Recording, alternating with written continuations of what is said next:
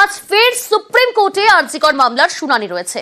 প্রধান বিচারপতির বেঞ্চে মামলার শুনানিতে থাকতে পারে নির্যাতিতার বাবা মা। প্রত্যেকের নজর রয়েছে আজ ফের সুপ্রিম কোর্টে আরজিকর মামলার শুনানি। প্রায় 1.5 মাস পর আরজিকর মামলার শুনানি রয়েছে। গতকালই দিল্লিতে পৌঁছেছেন নির্যাতিতার বাবা মা। আরো ডিটেল আপনাদের জানাবো। মৈত্রী রয়েছে আমার সঙ্গে। মৈত্রী, কখন শুরু হবে এই শুনানি? দেখো, এখনো পর্যন্ত 3 নম্বরে রয়েছে প্রধান বিচারপতির বেঞ্চে। 3 নম্বর মামলা হিসেবে নথিভুক্ত রয়েছে আরজিকরের এই মামলার শুনানি। ফলে আশা করা যাচ্ছে একেবারে সকালের দিকে, অর্থাৎ 11টার নাগাদ এই মামলার শুনানি হতে পারে।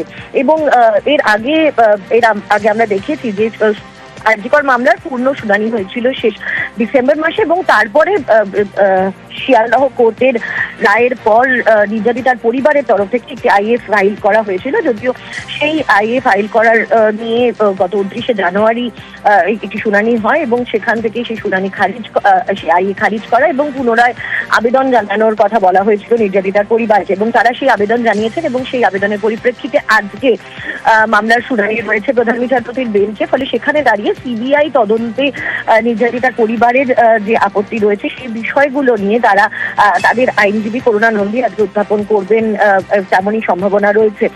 পাশাপাশি আজকে আরো গুরুত্বপূর্ণ হচ্ছে এই প্রথমবার আরজিকর মামলার শুনানি যতদিন চলছে তার মধ্যে এই প্রথমবার নির্যাতিতার বাবা মা তারা উপস্থিত থাকতে পারেন সুপ্রিম কোর্টের। আগে আমরা দেখেছি গত মাসেই তারা এসেছিলেন সিবিআই সদর দপ্তরে। সেখানে সিবিআই অধিকর্তার সঙ্গে তারা দেখা করে তদন্তের বিষয়ে কিছু তাদের আপত্তির কথা তারা জানিয়ে গিয়েছিলেন, এবং এবার তারা সুপ্রিম কোর্টে একেবারে এজলাসে উপস্থিত থাকবেন এই মামলার শুনানি চলার সময়। এবার দেখার এই মামলার শুনানি কোন পথে এগোয়।